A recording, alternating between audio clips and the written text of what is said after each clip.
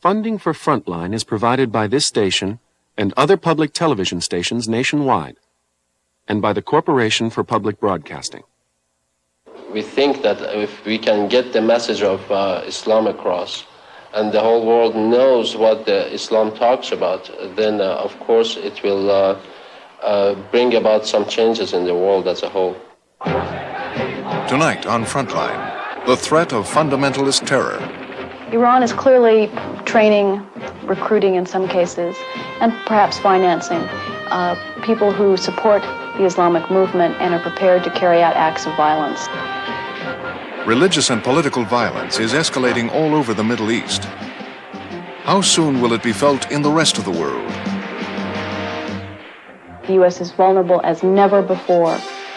Tonight on Frontline, Holy War, Holy Terror.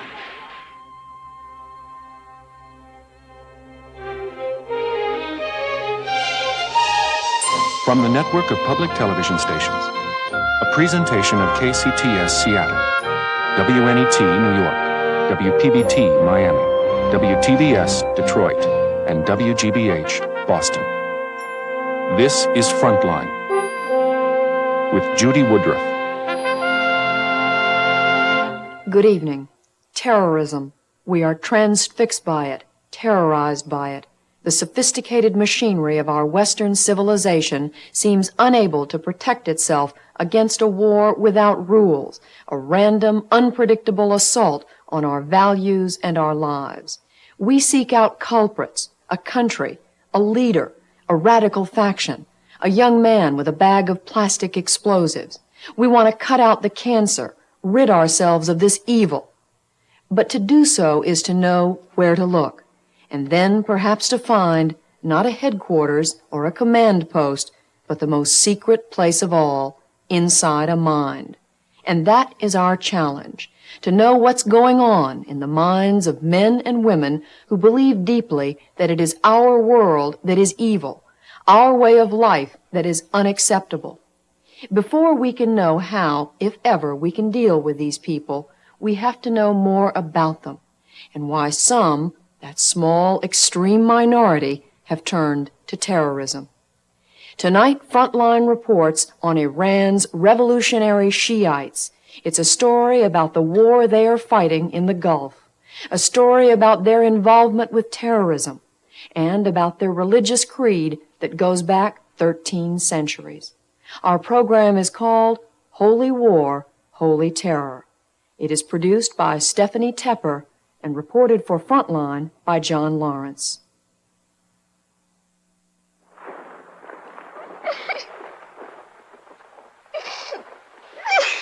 In an Iranian cemetery, a little boy cries.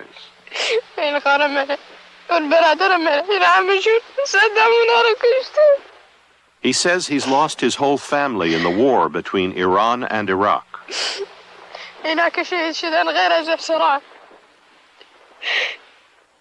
His grief is broadcast on Iranian national television in order to whip up war fever.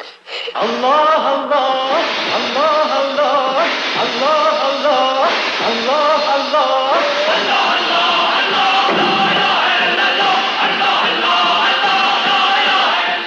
The song sings of Allah.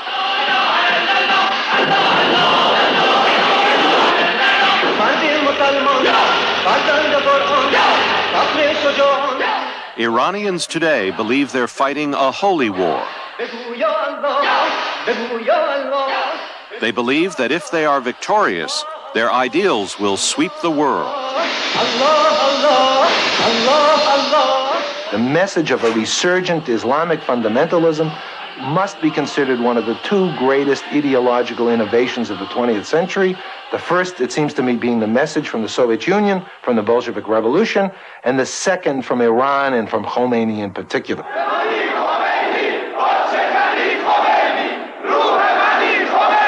Well, Ayatollah Khomeini is the Messiah. He's the man who will appear and bring about perfect justice in this world. So for his followers, Ayatollah Khomeini is an instrument of wrath, destroying all their enemies, leveling all class pretensions, destroying the modern sector, So partly, in many ways, Khomeini is like a hurricane.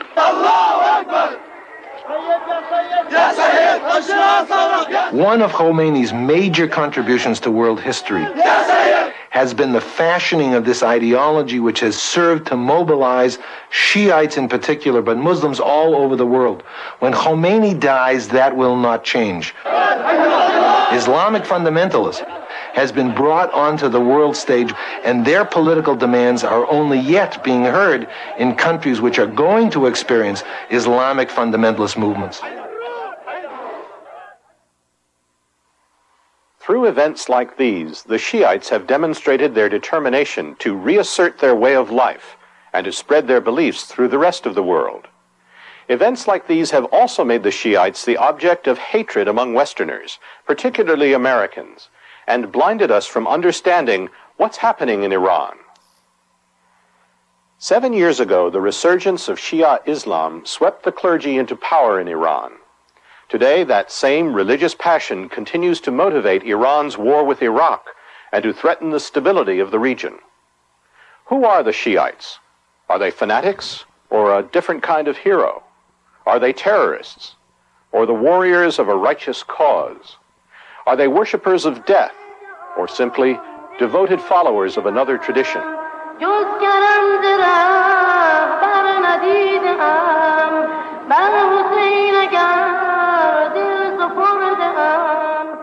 Islam is divided into two main sects. 90% are Sunnis, 10% are Shiites.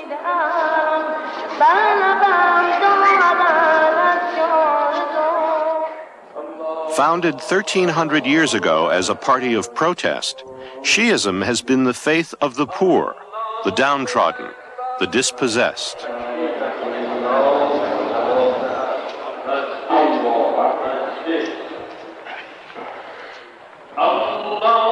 Soon after the death of Muhammad, some Muslims feared their faith would be usurped by the rich and the corrupt.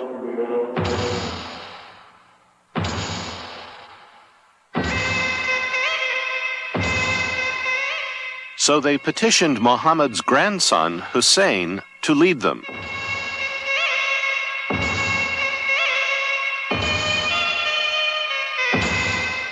He formed a caravan and with his followers advanced to the city of Karbala, where his enemies awaited him.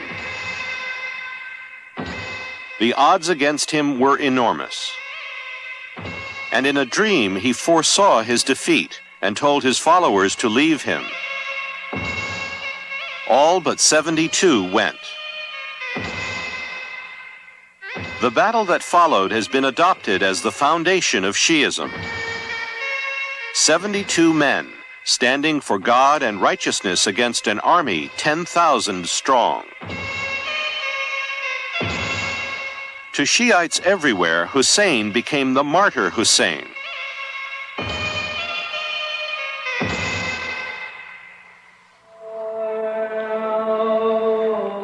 This willingness to die for a noble cause lives on. Fuad Ajami, one of America's leading Middle East scholars, describes it as a cult of martyrdom. There is something in the psychology of the Shia and the history of the Shia which endows martyrdom with great legitimacy.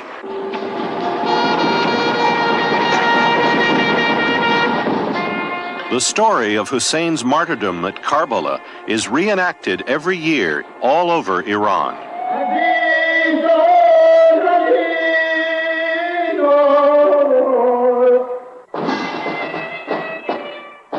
But the metaphor of Karbala is one of complete solitude and doom and death.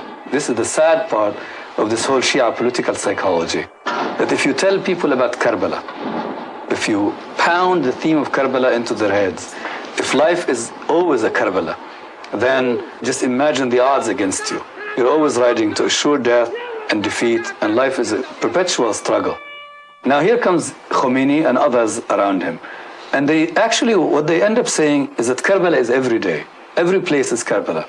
And that this Karbala metaphor, this Karbala idea lives on forever. That wherever Muslims, meaning really Shia, wherever they make a stand, they can construe the world as yet another Karbala. The main center of Shia study in Iran is Qum. Like the other theologians here, Khomeini's teachings are based on a detailed study of Islamic law.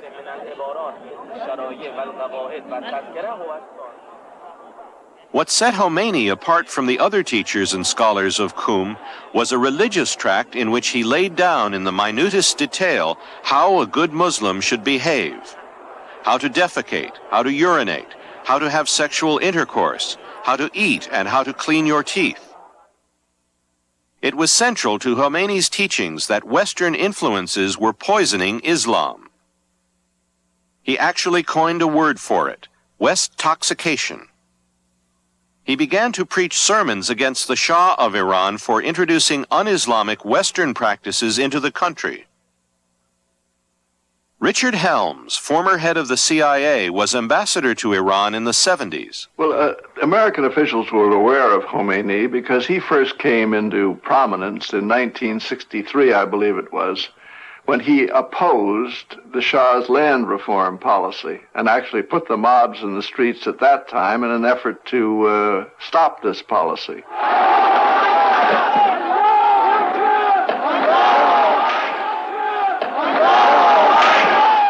Khomeini, instead of being executed, as he might well have been, was exiled to Najaf in Iraq.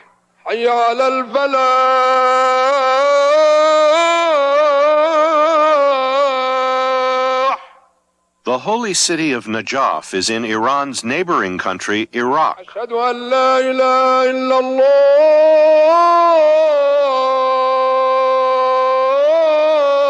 55% of Iraq's population is Shiite.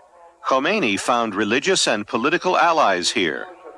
The Khomeini people began to pass tapes back and forth through the pilgrims who were then allowed to go to Najaf and Karbala and the other holy places of Iraq. Khomeini's message then was to get rid of this corrupt, dirty regime of the Shah, which permitted women to dress the way they did, girls and boys to be together in universities, passing money around to build great structures when actually it should be given to the peasants. I mean, there were a variety of messages locked in there, but they were all anti-Shah. In those days, Iran's King of Kings saw the clergy as an impediment to progress. It was his dream to create a strong secular state. But to Khomeini, a government without God was a blasphemy. Khomeini and his followers were further incensed by the Shah's pro-American policies. According to Marvin Zonis, one of the foremost authorities on Iranian affairs and a man whose views are frequently sought by U.S. government officials.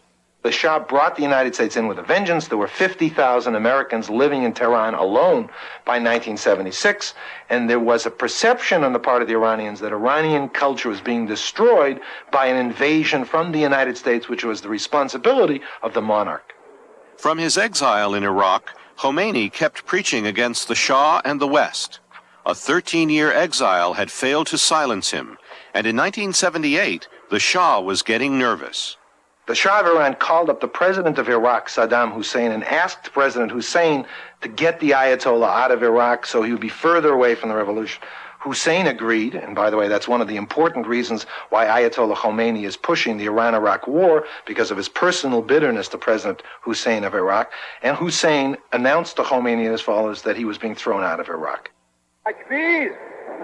France offered Khomeini political asylum, but his exile here lasted barely 4 months. Much to the Shah's surprise, and to the surprise of Ayatollah Khomeini, it was easier for him to retain communication with the revolution in Tehran from Paris than it was to remain in communication with the revolution in Tehran from Iraq. The reason being that the French had spent billions to build a modern telephone system which allowed you to direct dial Tehran from Paris. So Ayatollah Khomeini basically had a bank of telephones installed in his house in the outskirts of Paris. They had tape recorders in Paris hooked up to tape recorders in Tehran connected by this new phone system, and they would send the Ayatollah's pronouncements constantly over the telephone system to Tehran, where the tapes would be recorded and then reproduced and sold all over Tehran within hours of Khomeini's latest utterance. So there isn't any doubt that those cassettes played a role in what occurred in 1978 and 79.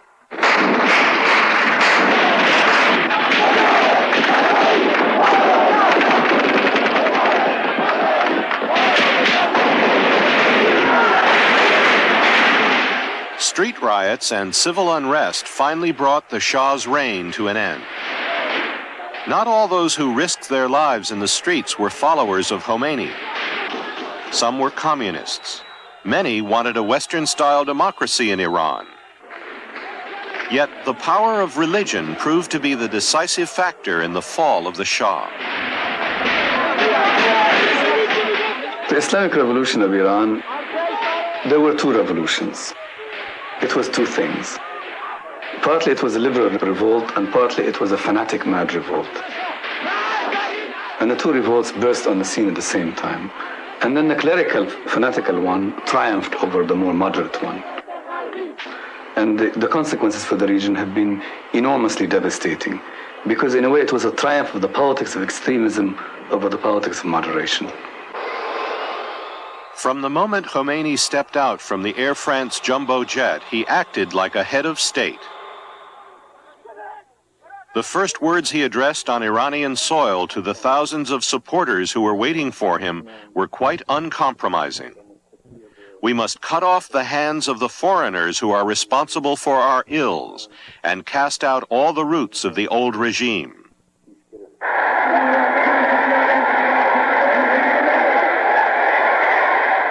Henceforth, Khomeini's interpretation of the Quran would become the law of the land. Iran's man of God would only rule according to the word of God. In the months that followed, Khomeini and his supporters consolidated their power and introduced a full-scale Islamic Republic. The clergy took control of the country. The storming of the American embassy and the taking of American hostages was part of a wholesale purge of all Western and especially American influences. For devout Shias, Khomeini was seen as the first legitimate ruler since the martyrdom of Hussein 1,300 years before. But Khomeini never meant to confine his revolution inside the borders of Iran. Khomeini didn't recognize national borders at all. His message was intended for the whole Muslim world, whose leaders and governments Khomeini deemed to be ungodly and therefore illegitimate. The worst government of all in Khomeini's eyes was neighboring Iraq. In Iraq, Saddam Hussein had tightened his grip on the reins of power. The streets of Baghdad were papered with his portraits.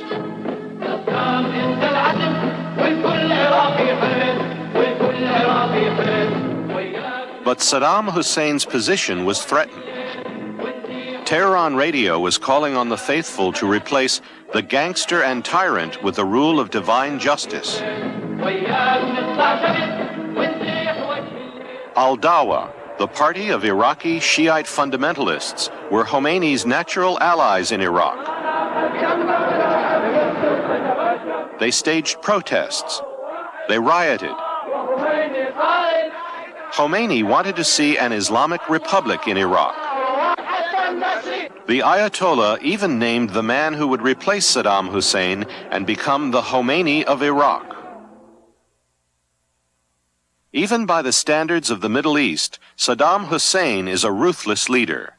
As far as he was concerned, Al-Dawa and Khomeini's supporters were the agents of a hostile state and should be dealt with accordingly.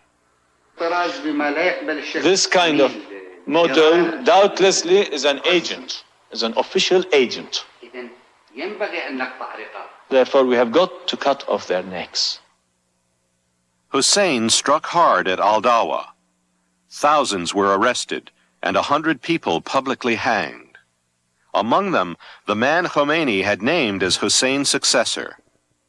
Another 15,000 Iraqi Shias were expelled and sought refuge in Iran.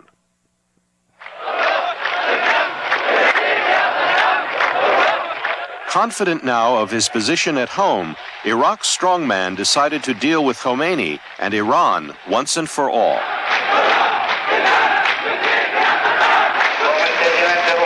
Saddam Hussein of Iraq took it upon himself to quarantine and defeat the Iranian Revolution. He launched this war in September 80. He declared it, he called it Saddam's war.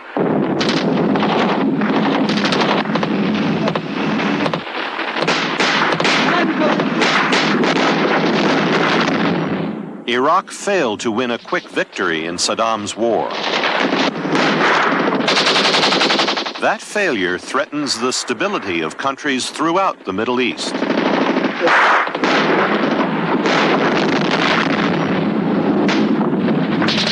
And yet, paradoxically, the war has strengthened the position of Khomeini and his Islamic government. Iranians are now united in a holy war, according to the writer and journalist Dilip Hero. On the 1st of April 1979, the government of God was set up in Iran.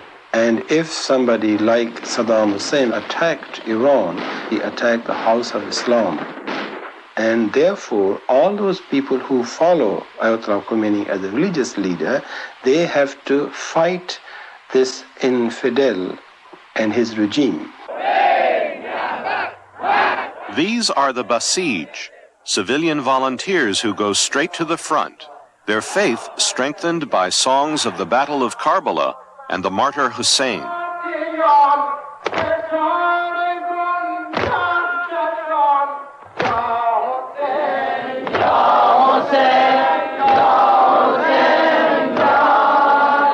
They think that Karbala is in the bondage of this unbeliever Saddam Hussein, and therefore it is their religious duty to liberate Karbala.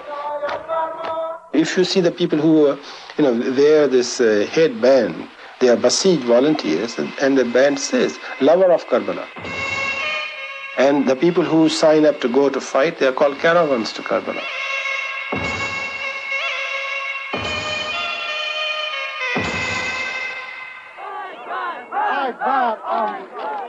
The government has launched a huge recruiting drive. And aspiring martyrs are forming caravans to Karbala.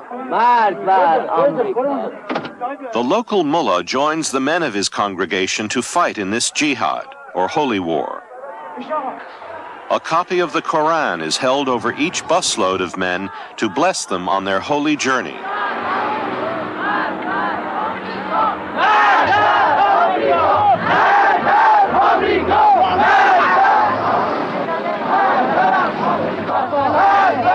The flags with religious slogans are in short supply and are gathered up to be reissued to the next group of volunteers.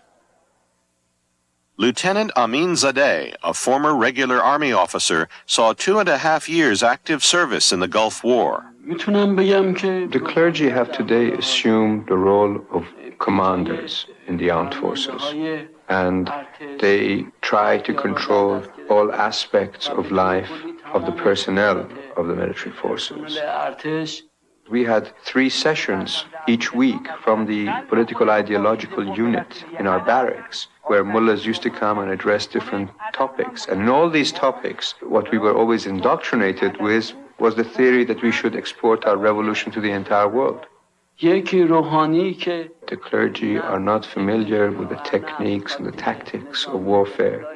They know nothing about military life, and yet the fate of each personnel is at their hands.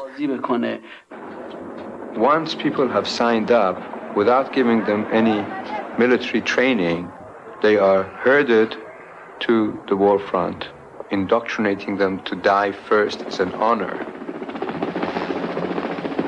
And the age range varies from a boy of 11 to an old man of around 80.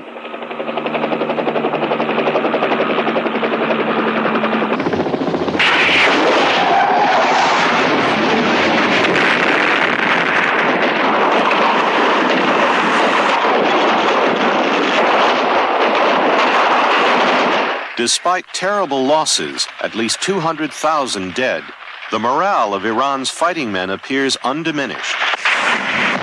They've fought the invader to a standstill. achieved breakthroughs on the southern front. In this holy war, the spirit of Karbala and the martyr Hussein is more potent than modern weapons.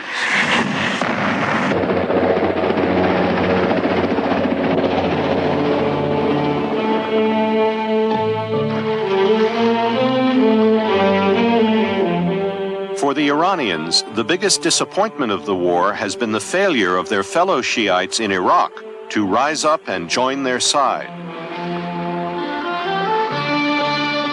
In Iraq, nationalism has proved to be more powerful than religion. But in Iran, it is religious fervor that has driven suicide waves of volunteers to charge across minefields. Some volunteers have come to the front carrying their own coffins. Others wear slogans saying, "The Ayatollah has given me permission to enter heaven." For today's Iranians are fighting the Battle of Karbala again. To die in a holy war is to die a martyr. Perhaps this is some consolation to the fathers who gather in Tehran morgue to identify their dead sons.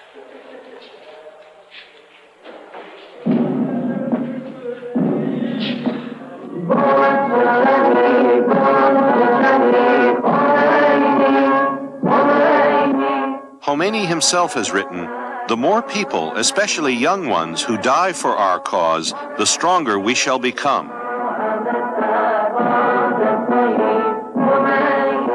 Muslims everywhere, he wrote, must conquer the fear of death so that they can conquer the whole world.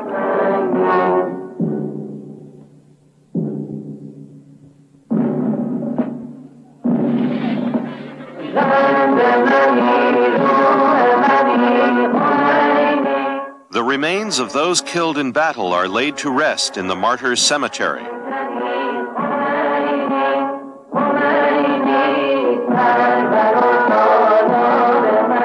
This one cemetery contains over 50,000 dead.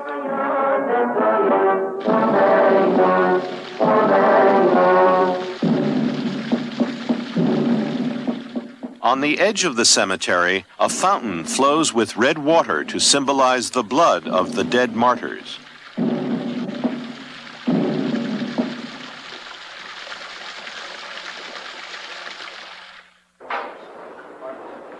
This was once the palatial home of a friend of the Shah.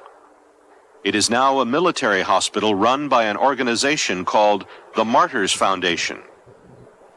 The young men in this ward have all suffered crippling wounds at the front line. This is destiny and the will of God. If for some 18 years of my life I was able to be more active and use my legs, this was a gift from God, and it was His will to take it back. I'm not bothered with what has happened to me, and I still do whatever I can to serve Islam and the Muslim community. The Martyrs Foundation also takes care of war orphans. It is run by a close associate of Khomeini, Ayatollah Karubi.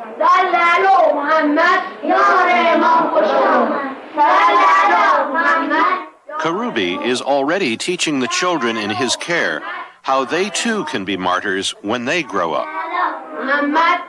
Our children, right from when they are in their cradles and their mothers' laps, are infused with the logic of martyrdom, struggle, and Imam Hussein. A bit of the soil from Imam Hussein's tomb is put in their mouths. They are told why Imam Hussein rose and how he was martyred.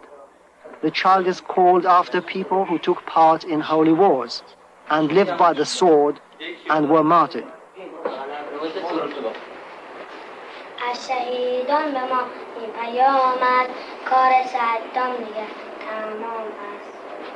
All this lingers in the child's mind as memories. The child probably has no knowledge of religion or Sunnism or Shiism, but the spirit of the whole thing envelops it.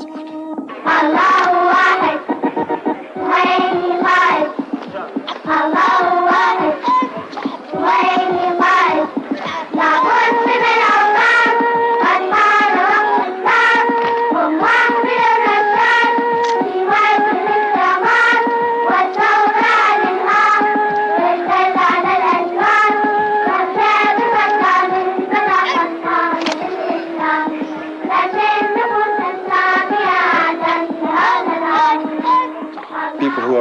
running the country now, they have made society as Islamic as they can.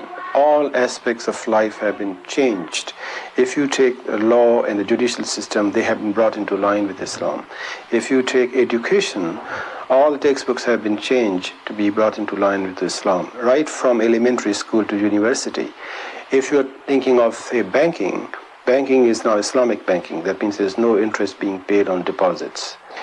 Then when it comes to women in the street, they have to cover themselves completely, to show only their faces, not to show their hair or their arms and so on.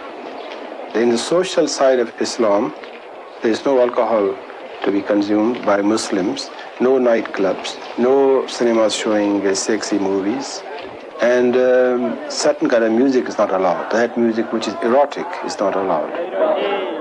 Under Khomeini, it has become mandatory to pray at the mosque each week. On Fridays in Tehran, it's impossible to see where politics ends and religion begins. Every city and town has a Friday prayer leader who is appointed by Ayatollah Khomeini.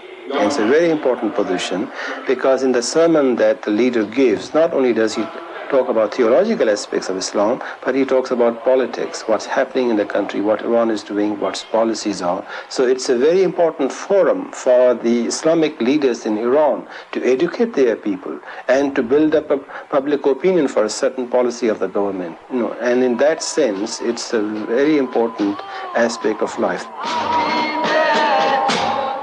In some ways, Iran has returned to the Middle Ages.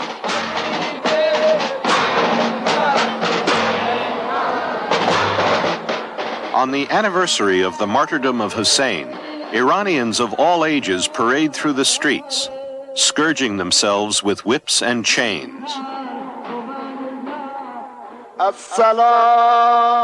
The legend of Hussein's martyrdom is as essential to the Shia's belief as the crucifixion of Jesus is to Christians. These 20th century tears for a 7th century saint are real enough. But there is no true religious harmony in Iran today because those clerics who might disagree with the way Khomeini interprets their faith are afraid to speak out, according to a former diplomat and exiled opponent of the regime.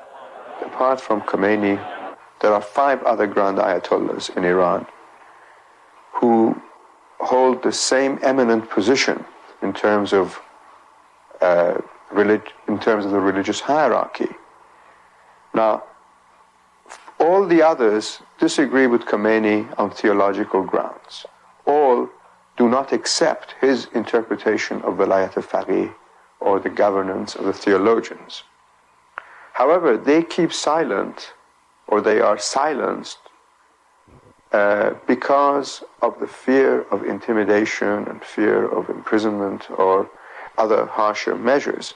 Mr. Khomeini defrocked Grand Ayatollah Shayat Madari for having disagreed with his interpretation of religious law and so on. In Mashhad, this has led to the virtual house arrest of Grand Ayatollah Qumi, and it has led, for example, to the arrest of the representative of Ayatollah Khoi, who lives in Iraq, and his beating up by the Revolutionary Guards, who intimidated him, beat him up, shaved his beard, and released him.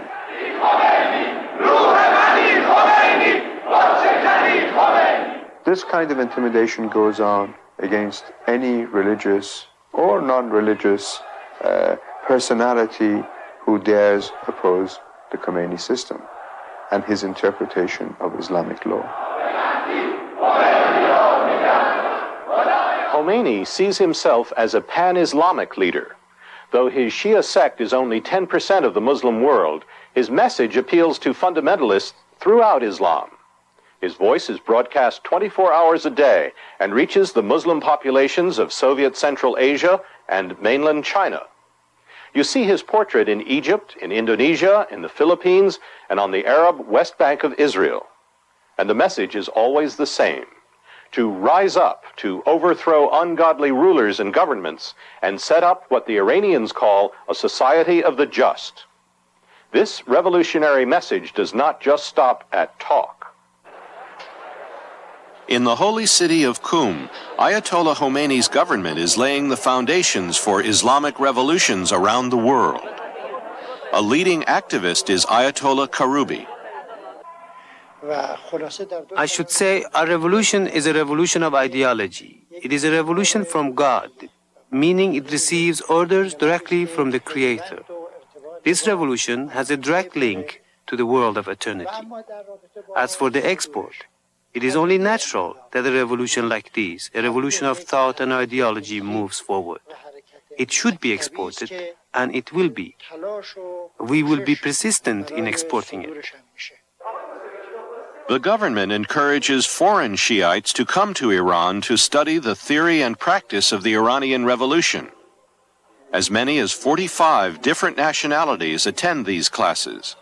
I have Islamic students in Iran, and I hope to research about any knowledge of Islamic Revolution, and I hope this revolution to development in all of the world. We think that if we can get the message of Islam across, and the whole world knows what Islam talks about, then of course it will bring about some changes in the world as a whole. Robin Wright, a former network correspondent in the Middle East, has first-hand knowledge of Iran's efforts to export its revolution. The Iranians have openly stated that they have supported what they view as liberation movements, what other quarters might see as terrorist movements, throughout the Middle East. And even there's a group in downtown Tehran at a specific building where many of the groups are headquarters, affiliated with the Philippines, a Muslim group, the Moro National Liberation Front. The Iranians have made no secret about it, and in fact have boasted of their success in supporting various groups. Perhaps the biggest liberation movement backed by Iran is the Al-Dawa Party, made up of Iraqi Shiites. Al-Dawa is now an underground organization with headquarters in Tehran.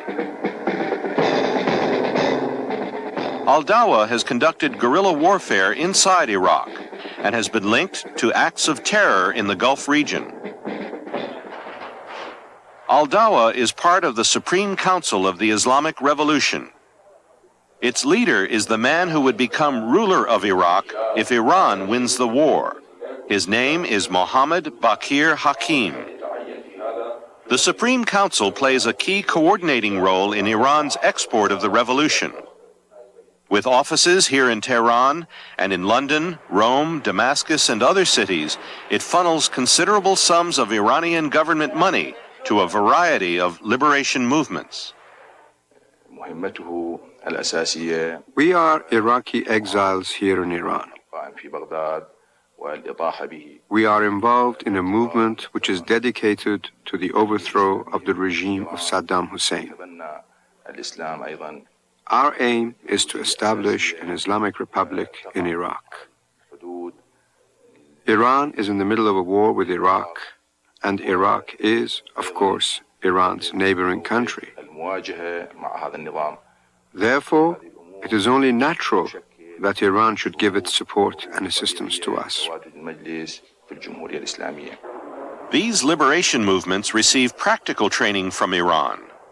The Iranians run 2 training camps in Iran, in which some probably 4,000 to 5,000 Muslims from all over the world are brought into those training camps and infused with the spirit of revolutionary Islam and with lessons in a very practical sense about how to conduct the revolution, and then sent back to their countries.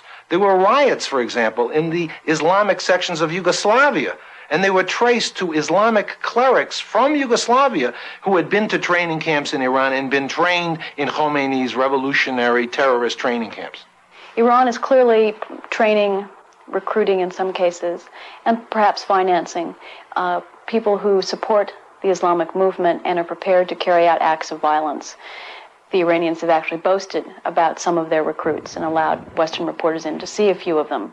Allah Akbar. The training camps in Iran provide both political/religious training as well as military training.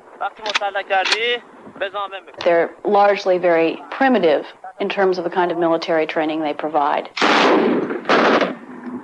basic things such as assembling rifles, small-scale bombs, teaching people how to hide or conceal bombs in vehicles. The car bomb is the trademark of the Shiite terrorist. Since 1983, the U.S. Embassy in Beirut was car bombed twice. The U.S. Embassy in Kuwait was bombed, one of 5 buildings blown up in a single day. Shiite extremists planted a bomb in the official car of the ruler of Kuwait. Iran has been linked to these and many other acts of terror throughout the Gulf region. The conservative rulers of these oil-rich states fear the message of the Iranian Revolution and have tended to side with Iraq in the Gulf War. Ayatollah Khomeini has clearly been opposed to the system of monarchy in the key Gulf states. He has said over and over that they will roast in hell if they don't change their ways. And I think that there are many in Kuwait and Bahrain, for example, who feel that the Iranians played roles directly or indirectly in the bombing in 1983 of the U.S. Embassy, the French Embassy, and other installations in Kuwait, and the 1981 coup attempt in Bahrain. In 1984, Shiite terrorists hijacked a Kuwaiti Airlines jet to Tehran. They murdered 2 American officials who were on board. Western telephone intercepts revealed that Iran was directly implicated in the hijacking. The Iranians actually provided a pistol and the rope to tie up the passengers.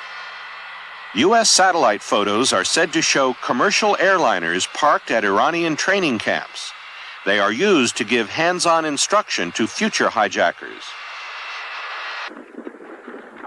Terrorists are also trained at secret enclosures inside Revolutionary Guard and Army camps like this one.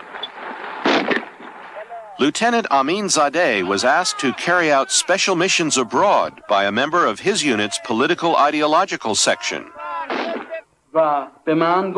He said, for example, you will be charged with missions to do away with people who are either opposed to Khomeini outside the country or of leaders outside of Iran who are opposed to Khomeini, and this will not be an act of terrorism, but a revolutionary execution. But Iran's biggest effort to export its revolution has been in Lebanon.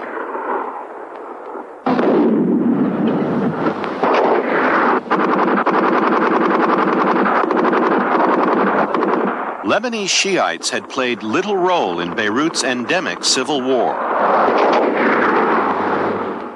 But when Israel invaded Lebanon and America sent in the Marines, Khomeini saw an opportunity to spread his influence. For Khomeini sees America and Israel as the twin Satans, the 2 main enemies of the Islamic religion. Israel is perhaps the single greatest enemy of the Muslim people for Ayatollah Khomeini. First, Israel sits on territory which rightly belongs to Muslims. Secondly, Israel controls the 3rd most holy shrine in all of Islamdom, which is to say the holy mosques in Jerusalem.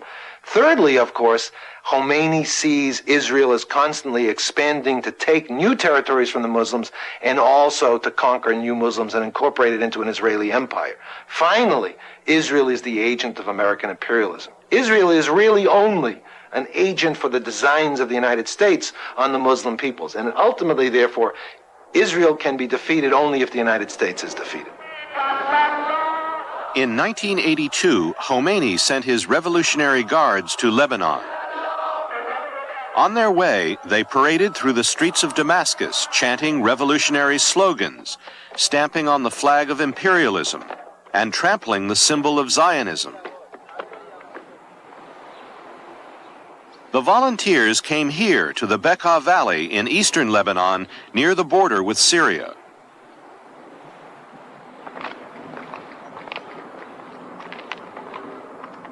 They established their headquarters in a fortress looking down on the ancient ruins of Baalbek.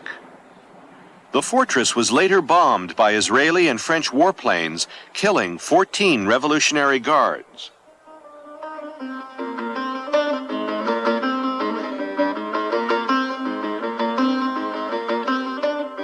The town of Baalbek has provided many converts for Ayatollah Khomeini. The shadowy organization Islamic Jihad is believed to be based here. But the main political organization is the radical Shiite Party of God, Hezbollah. Hezbollah has links with Iran both specifically and ideologically. The movement is in many ways an offshoot of the Iranian Revolution in that it probably would not have grown to the level or the power that it has without the revolution. I have met several people within Hezbollah who have said, yes, we have links with Iran. We follow the Ayatollah Khomeini. He is our leader and he gives us our orders. It was here among the Shiites of Lebanon and the gunmen of Hezbollah that Khomeini would find eager recruits for his cult of martyrdom. Now here has been the genius, and in my opinion the evil genius, of the Khomeini revolution, was to sell this cult of martyrdom to the young and to the poor. I don't know if that many wealthy Muslim boys have committed martyrdom. This whole cult of martyrdom has been a way that you could seduce the young and send them off to die, either to drive Israel out of the south of Lebanon or to fight in the Iran-Iraq war with this incredible carnage that's taking place before us. So there has been a willingness to die. Those willing to die were young. They included Shiites and other radicals. Their last words were videotaped before they left on their suicide missions. This Mercedes is packed with 200 pounds of explosives. A Shiite cameraman is recording the event.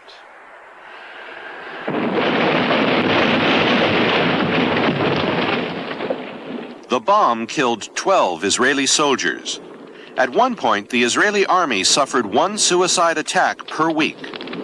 So here you have the state of Israel with all its might, with all its arsenal, with all its power and its organization coming into Lebanon. And then a feeling develops in Lebanon that the rest of the Arab world is just merely a spectator. So then among these desperate people who live in southern Lebanon and the slums of Greater Beirut, you then are able to recruit 60 or 70 or 100 people and send them to die against Israel and get fantastic results by the logic of those who would like to drive Israel out of Lebanon. Now, the prestige of this phenomenon simply, grew out of all proportion.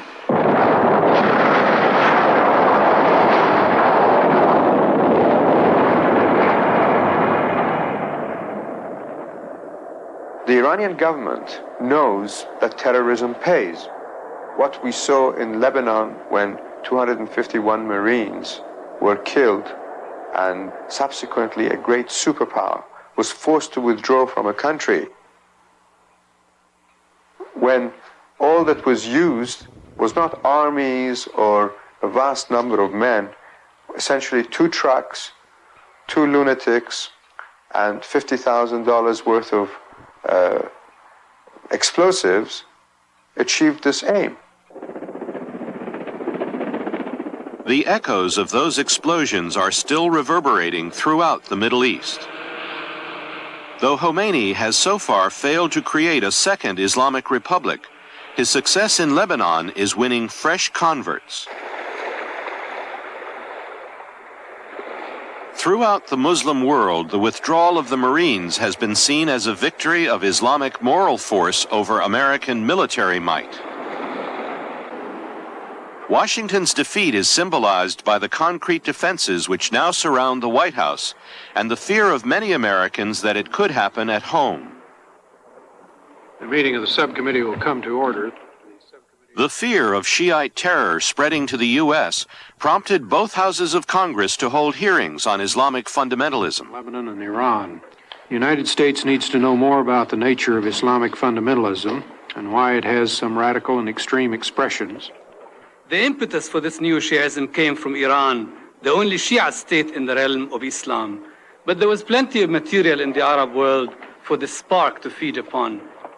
I think for the first time we are beginning to see the potential for the expansion of fundamentalist activity or terrorism or whatever word you want to give it to the United States, that the U.S. is vulnerable as never before. in large part because of the escalating tension. Rather than dealing constructively with ways of diffusing the crisis, the U.S. has in many ways provoked the fundamentalists to the point that there are now indications that they're prepared to act elsewhere. They've certainly threatened it. This mosque, only a mile from Capitol Hill, has been the focus of a long-running dispute among American Muslims. The majority of the congregation is made up of Sunni moderates.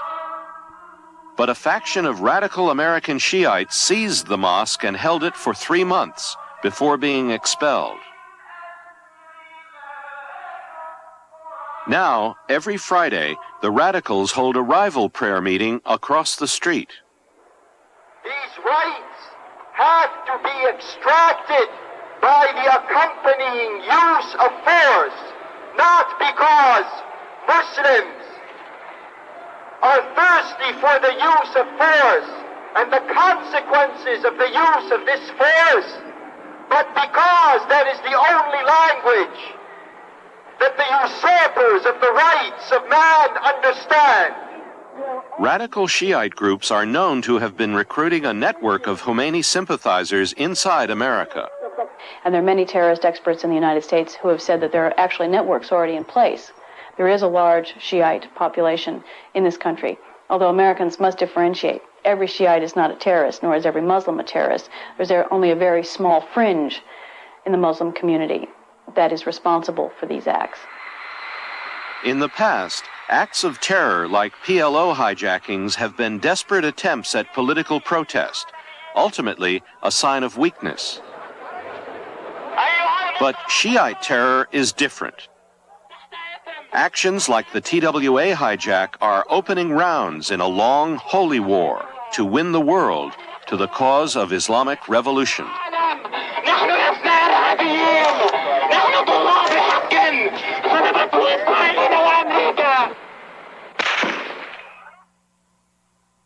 Iran's adventurism in Lebanon and the terrorism it has inspired in the Gulf and other parts of the Middle East are just sideshows compared with the war it's waging with Iraq, the Gulf War.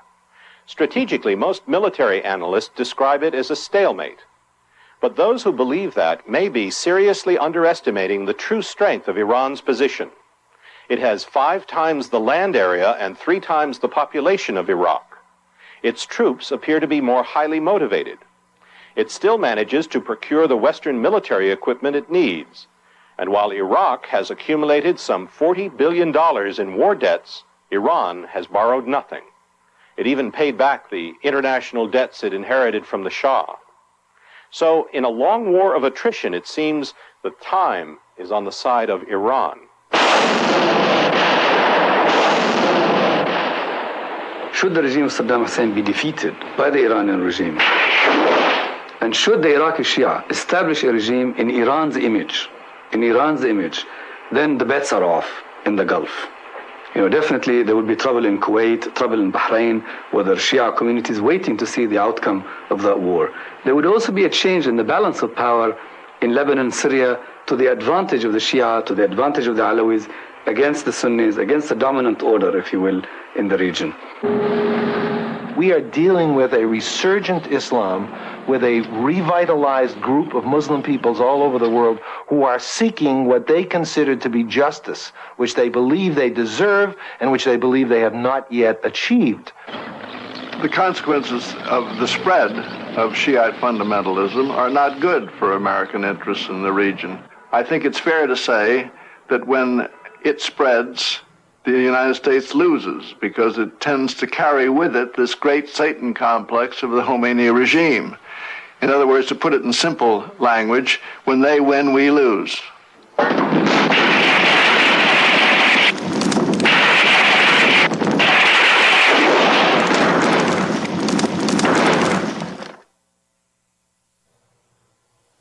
For part of this war, the United States has been helping Iraq with economic aid and with shared intelligence. But some observers say it is perhaps not in our best interest to have Iraq win the war, given that regime's own reputation for brutality. They say it might be better to see both sides drained of resources so that neither emerges the victor. Next week on Frontline, a report on our closest ally, England, a nation in trouble. It's the story of a country divided between the very rich and the desperate poor. Everybody seems to be going unemployed.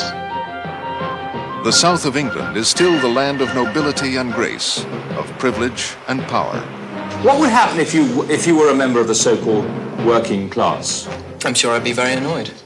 But in the north, there is no work, no money, and little hope. The poor happen to be all in the north of England, and the rich tend all to be in the south of England. So one risks a confrontation, I think, in the end, a geographical confrontation. The program is called Will There Always Be an England? It is next week on Frontline. I'm Judy Woodruff. Good night.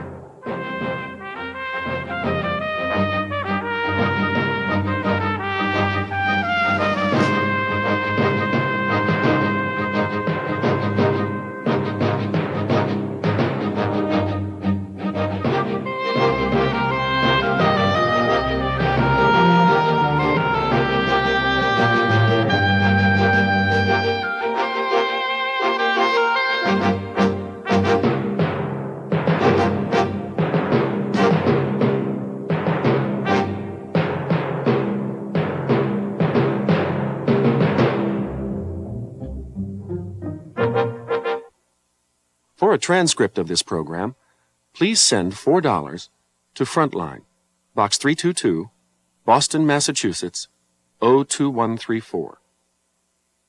Frontline is produced for the Documentary Consortium by WGBH, Boston, which is solely responsible for its content. Funding for Frontline was provided by this station and other public television stations nationwide, and by the Corporation for Public Broadcasting. Schools, colleges, and other organizations interested in purchasing or renting video cassettes of this program may call 800-424-7963 or write PBS Video, Post Office Box 8092, Washington, D.C. 20024.